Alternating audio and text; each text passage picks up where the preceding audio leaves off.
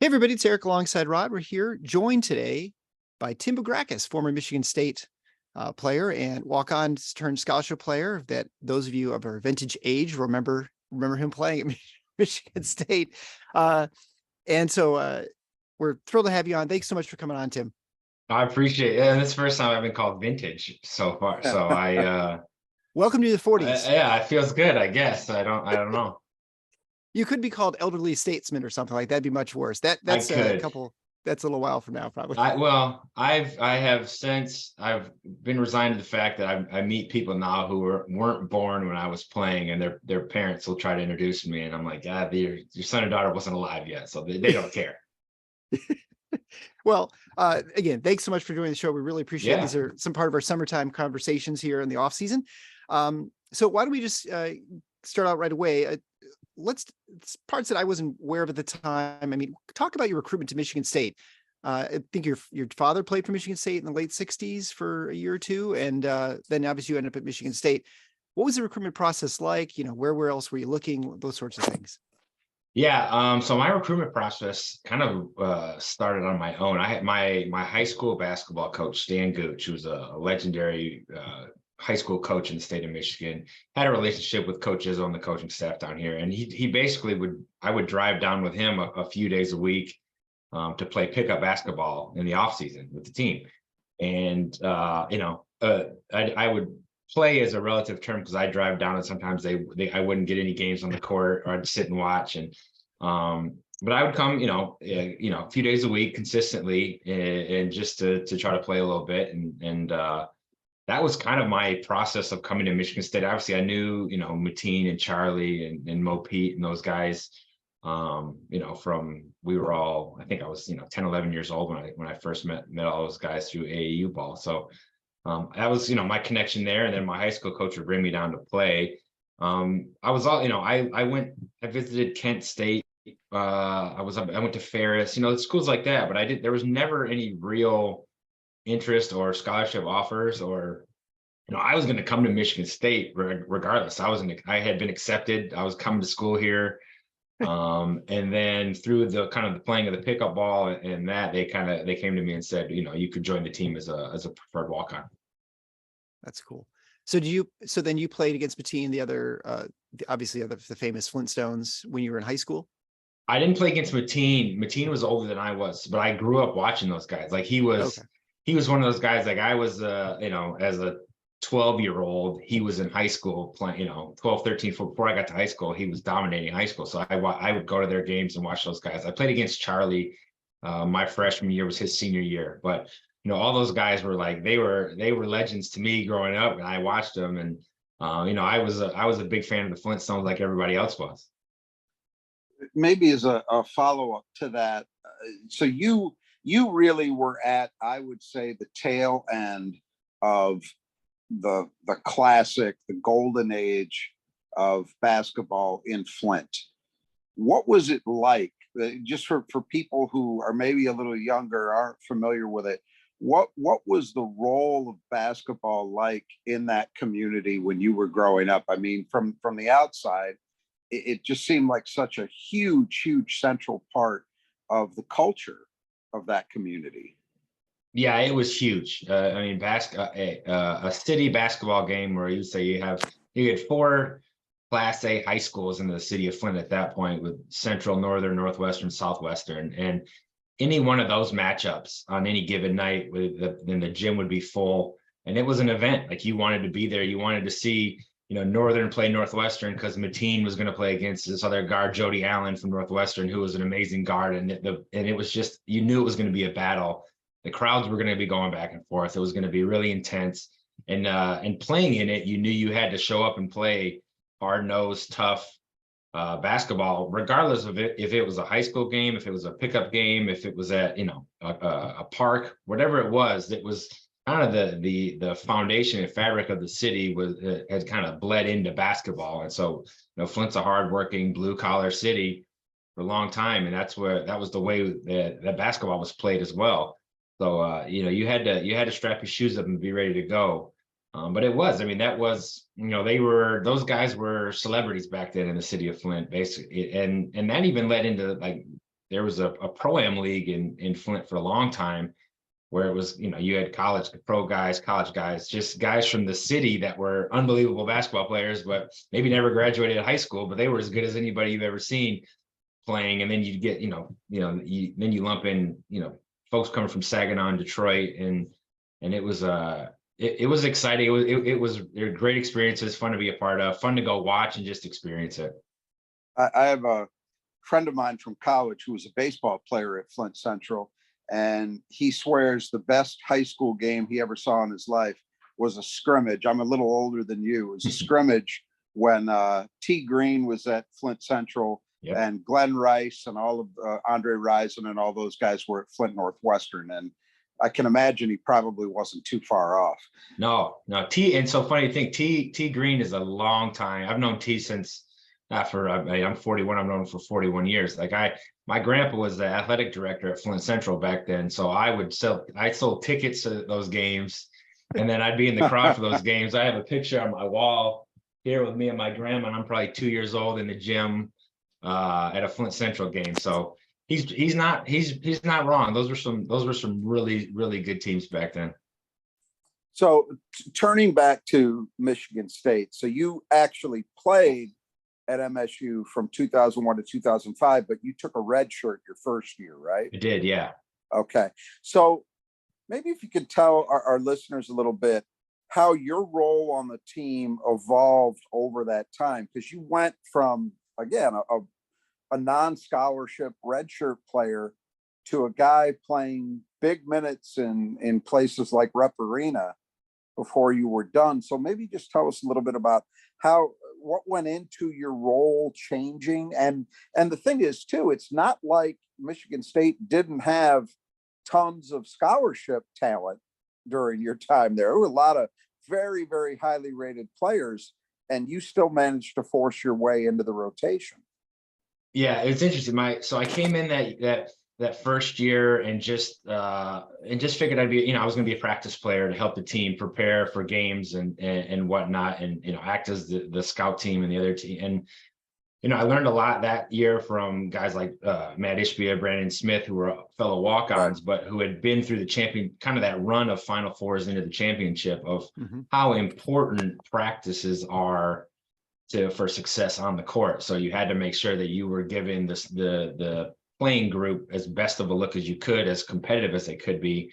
And that was a real secret to a lot of the successful teams back then, where the practices were just as hard as the games, because there were so many good players. And we would just go at it, whether it be just a rebounding drill, a defensive drill, whatever it was. It had to be 100 miles an hour. And that was kind of what my year was like. That year was just, riding the coattails of that Final Four team, but being a part of on the practice squad and showing up every day that way. And then going into that next season, we had 5 seniors graduate, and then we had 2 guys leave early, Jason Richardson and Zach Randolph, leave early for the draft. So, you have 7 guys leave. We're kind of left with a short bench that next year. And in the off season and going into the next year, one of those old coaches from college was watching us practice, and he pulled me aside and he said, you could find minutes on this team if you can commit to playing 100 miles an hour every day, rebounding the basketball, playing defense, and grabbing loose balls. He said, if you can commit to doing those things, there are minutes for you on this team, because it's a role that's not being filled right now. And from that day, I kind of switched my focus to that was what I focused on doing every single day, was, high energy, high effort, being after the ball and defensively playing hard. And I kind of found my way into the rotation that way. And so I had him to thank for a lot of that, but that was really the mind shift and the role shift was, this is the way I was going to get on the court and find some minutes as we were bringing in McDonald's All-Americans every year back then.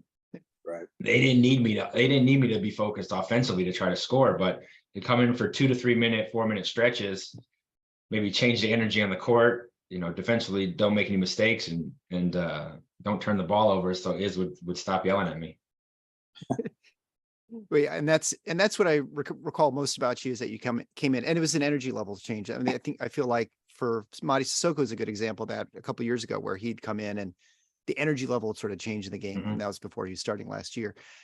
So let's turn to a game that, as we were joking before, a lot of Spartan fans may not remember because it's before they're before they were born, like my son, who's a big Spartan fan. But at Rupp Arena against Kentucky, you hit the shot right at the end of the game. You hit a wide open three. Kentucky switched to zone, and then Izzo quipped after the game, "Oh yeah, well, Tim was our sixth option of the five guys in the court, right?" I mean, and I mean, you were not at least statistically, you're not a great 3-point shooter, 28%, I think, at least in games, and nothing but net on that shot. So, I mean, it's a really funny moment, great moment, obviously for Spartans. Ones that I think puts you much like Kenny Goins hitting the three in the NCAA tournament, right to the Walkon insurance scholarship. But talk about what it took for you to take that shot, to be confident about shooting it. I mean, because I think that there's a lot more in that than actually just taking the shot, right? Because you had to not hesitate, just take it. I mean, I know the shot clock's winding down and those sorts of things. Yeah. It was everything you just, I mean, what I think most people probably don't see is everyone on the team is practicing those shots hundreds of times by themselves in the gym. But there's a reason I was open. I think that was my first 3-pointer of the year that I had taken at that point. And the only reason I was in the game was because Calvin Torbert took an elbow to the head earlier in that game, and I think he had a concussion, so he was out. So if he's not hurt, I don't even think I'm on the floor at that point. Yeah. But it was like you said, the shot clock was running down. Obviously, I was in the corner for a reason, because it was like, to get out of the way, and we're gonna let Ballinger or Chris Hill shoot this shot. But the ball got swung to me, and it was just, it was more of a reaction, kind of this is in rhythm, catch it, where we were at 10 seconds or less in the shot clock. Let's get something up, and then, hopefully we crash the boards, and Al or somebody comes down with an offensive board. If I miss it, we get another chance. And I just happened to make it. It was just, one of those things. When you made that, were you as surprised as probably people watching on TV that, first one thing you're shooting it, and then, or were you like, well, I've hit that a million times in practice. It's just, just went in. I remember thinking, get back on defense. And then I think I just kind of started laughing a little bit with Allen and as we ran off the court, because Kentucky called timeout right after that. So I don't know. I mean, I hit that shot a lot in practice and in playing. But I surprised everybody.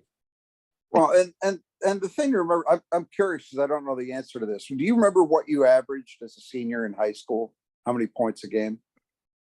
I probably averaged 15-ish a game. Okay. So obviously a very productive high school player at what was a very high level Class A program.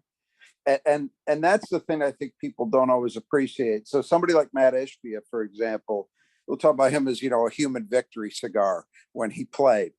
But the guy averaged 20 plus points a game his senior year in high school. Yeah. So you've played high level basketball games in which you were expected to be a scorer, and you've hit shots like that. So I have to believe, even a couple of years down the line, some of that is just muscle memory. You've taken those shots before and made them. Yeah. Right? Like I said, I mean, guys are shooting, 200-300 shots after practice some days, or in the off season. So it's not like I never shot the ball when I wasn't playing. I spent a lot of time in the gym shooting, and it's, shooting wasn't my role. So right. I didn't focus on it during games, but I scored a lot in practice as a prolific scout team scorer. But I also think the point I'm trying to make too is that sometimes fans that don't think this stuff through, they look at someone who's a non-scholarship player and think, well, that guy, he just isn't very good. No, he's a really good basketball player by any possible human standards. It's just that he's being judged by these impossibly great standards of what it takes to be a scholarship player or a highly rated player at a Big Ten university. I think the same thing about the NBA. People think that they can walk onto the court and hang with the 12th man on an NBA roster, and that player is an unbelievable athlete. Sometimes perspective gets lost, I think. Yeah, it's funny. I just told my son that the other day. He's 11, and I said, you do realize that the the 15th guy on an NBA bench was probably the best player on his college basketball team, right? And he was like, what do you mean? I go, he's the best player on his team. He's just, maybe it's a situational thing, but he's really good. Yeah, exactly. So you had touched a few minutes ago on what you saw as your role and your path to gaining a spot in the rotation and making an impact positively for Michigan State. And your history going from a walk-on to a scholarship player, I think you were the first guy in Izzo's tenure to do that, if I remember correctly. And there have been a few others since then. And during the annual team awards, there's now a Tim Bograkos award. What does that mean to you to have made that kind of impact, that there's an award named after you? Yeah, I mean, it means a lot to have the award. I still don't know if I'm always deserving to have it named after me. I mean, I think, you know, I don't think going from a walk-on to a scholarship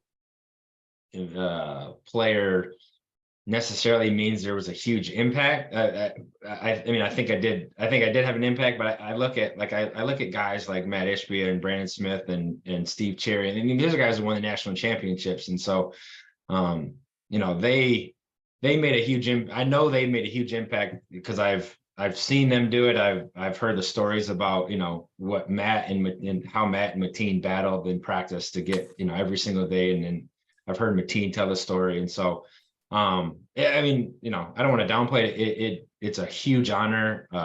You know, I've thanked Coach Izzo plenty of times for it. I was very surprised when we did it, and I'm grateful to have it in my place. I don't, you know, I have a hard time thinking I was the most impactful walk-on to have an award named after me, but I will take it. I think Matt's naming things after himself on campus, so that he doesn't need the award at this point. Right, He bought the Suns, so he's got that. I think he can let me have the award. But it's been cool. I mean, it's been great to be able to go to the basketball banquet and present it a few times. My dad's got to present it once or twice to people.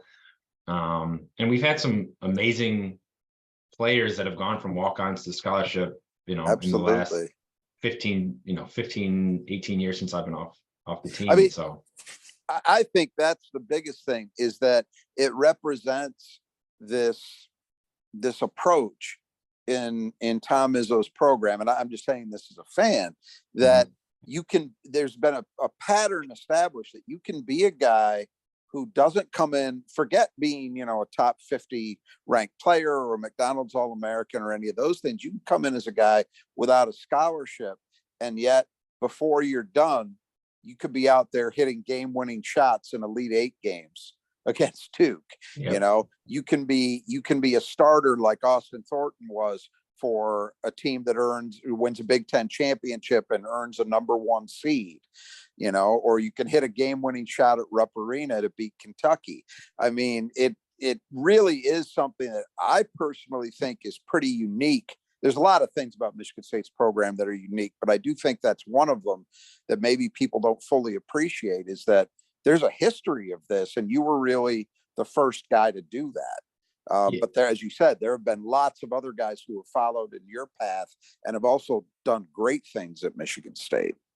Yeah, and I think, I mean, my sense is a lot of it comes from Coach Izzo's experience when he was in college as a player, and making sure, you know, that he has always made sure that the walk-on experiences Michigan State basketball the same way as the starter does. So there's no differentiation between what a walk-on gets, what happens for a walk-on, and what happens for, you know, a Mateen Cleaves kind of a player. It's you know, everyone is included in everything, and that stretches down to the managerial staff, the support staff, the janitor. I mean, it's part of the reason that the program is so successful, or has been, is because there's a buy-in from everybody, but everybody realizes they're important, and they've got a job that's important to the success of the program.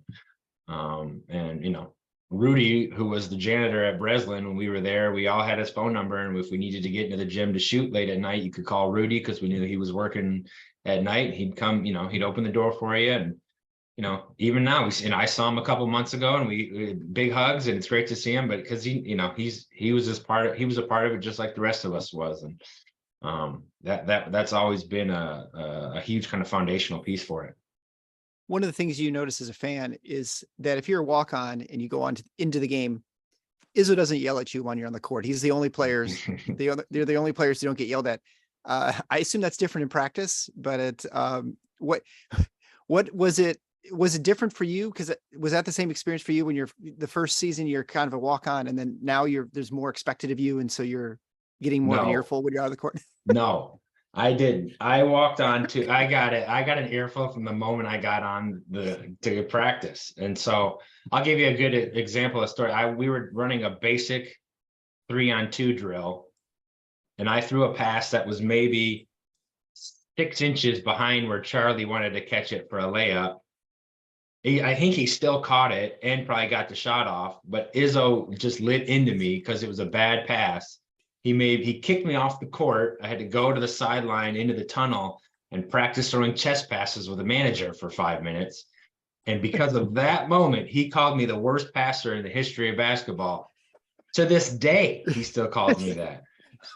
And so there was never a point where he didn't yell at me as a walk-on. And I watched him go nose to nose with Ish and with Brandon Smith, who, when I first got there, and with other walk-ons when I was playing. So he might not yell at him during the games because we're normally winning at the end of a game, but he screamed at me a lot.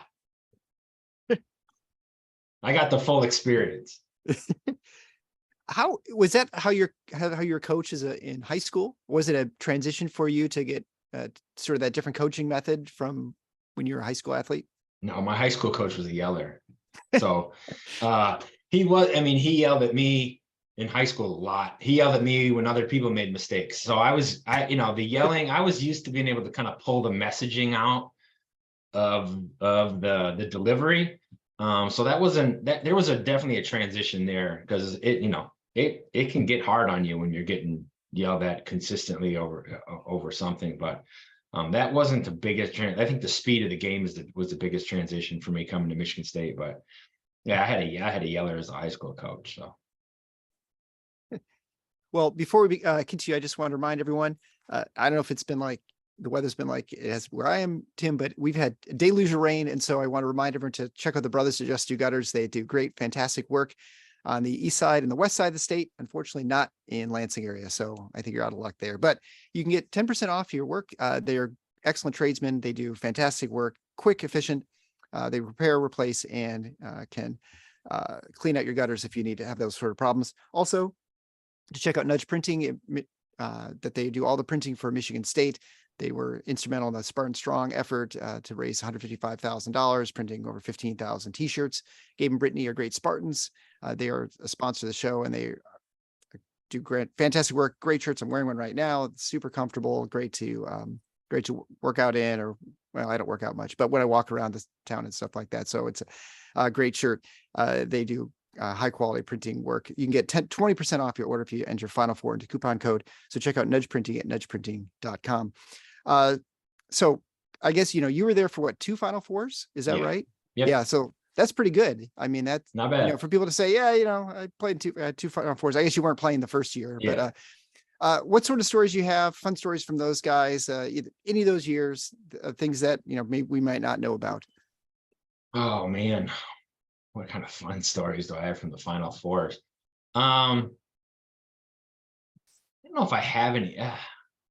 I just remember. I think the thing you remember the most are like just like the experience of like going to the dunk contest with your teammates, or you're running onto the floor for a shoot around and there's 35,000 people there to watch you practice, and you're like, holy smokes, this is wild.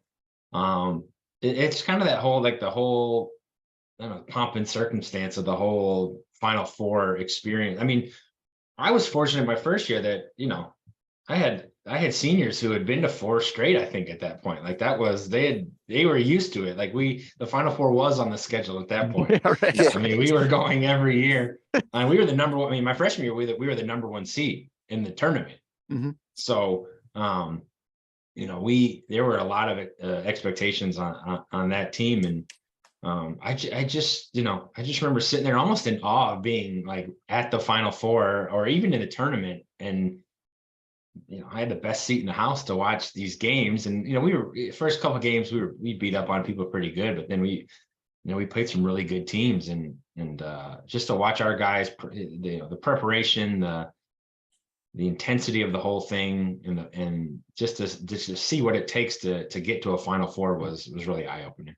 Yeah, we talked about this maybe a week ago or so, with Rod and I, but when Izzo made his first Final Four in the 90s, the expectation was not that there'd be many more. I mean, it was something it was not, but by this point, probably after you're gone, then the Final Fours were more like oh yeah, we're going to go to the Final Four every once in a while as Michigan State. It does sort of more of an expectation from a program standpoint. Was there something different about his preparation? Did you is it more sort of regimented when you got to the NCAA tournament than it was even during the regular season? Is sort of your routine? Yes and no. I mean, the whole thing is I don't say scripted out, but it's a well-oiled machine of prep time. So, I mean, you could say like I'll give you a full weekend, right? You play a game, you win the first game, you get, packed up back to the hotel. It doesn't really matter what time it is. You look at a little bit of film with the next team you're going to play, eat something, look a little bit of film, go to bed, you get up, your next meal, you're going to look at a little more film, get your scouting report, start looking through matchups. You'll go to practice, come back, eat again, maybe have a little break in there, come back for a walkthrough, watch more film, maybe a little break. You're going to come back one more time and walk through it all again, go through scouting reports, get up the next day. I don't know, whatever time the game time is, you're going to do that same kind of thing at least once more the day of the game, and then go play the next game for the tournament. So there's no downtime at a tournament. It's, we're here, you're there for one thing and one thing only. That's to win one game and then get ready for the next game and then win the next game and get out of the weekend. And so I tell people I've been to a lot of like cool cities. I haven't seen a single one of them just because I've seen gyms and hotels, and buses. So like my parents would go, they'd have great times on these trips. And I was never, I don't know anything about some of these cities that we've been to, even Big Ten cities. I don't know anything about them. Maybe just to wrap this up, you mentioned a second ago how many great teams you played against. And if you think about it, just in those two Final Four runs, you saw Arizona the first year you were in it, and then the second time, North Carolina. What do you think was the greatest team that you faced during your time at MSU? What was maybe the one that stood out above everybody else? You said, yeah, that's the best we ever ran into. There's a lot of good choices. I'm trying to think of who like buzzsawed us pretty good. I'll give you mine to get us started. I actually think, even though Carolina ended up beating them, I thought Illinois in 2005 was the greatest non-Michigan State Big Ten team I've seen in the last 25 years. I thought that team was incredible. I did too. And it's funny, I knew you were going to say that because I listened to your podcast on basketball traditions. And so I knew you were going to, but I agree. I mean, they had 5 starters who all went to the NBA. I think they had 7 pros on that team. They were unbelievable to play against. And you couldn't really game plan too much for them because, pick your poison of who you try to stop. Right. If it's D Brown, then Darren Williams shows up or Luther Head, was hitting threes, or Powell or Augustine. I mean, they were probably the best team that year. I mean, it was arguably they were the best team that year. It was either Carolina. I mean, Carolina had 5 or 4 lottery picks that season. Yeah. Crazy. I'll tell you what, the Carmelo Anthony team came in and played us. That's right. Yeah. At Breslin, and they were pretty good. I think they beat us by 1 or 2 that he was pretty good. They were good, but he was very good. Yeah, I don't know. I mean, we played you know how is those schedules? We played everybody, so it's that Arizona team, your first year. I mean, if I remember correctly, Richard Jefferson, I think Gilbert Arenas was on that team as well. I mean, that's pretty loaded. They buzzed us pretty good that day too. I mean, they had in the second half. Yeah, Jason Gardner was their starting. Luke Walton was on that team. I mean, Channing Frye might have been on that team as well. So we saw that. I think I was fortunate to see the best of the best throughout my career. And you know, like it says, we'd play anybody, any place, anytime. It wasn't always pretty, but we would do it. Right. Well, we could certainly keep talking certainly about this year's team and stuff, but I know you got to go, and I want to be respectful of your time. So Tim, thank you so much for coming on the show. It's great to catch up and find a little bit more behind the scenes stuff that's going on at Michigan State. Yeah, it was awesome. Let's do it again. Absolutely. Yeah, for sure. So until next time, the Final Four is on the schedule. Go Green.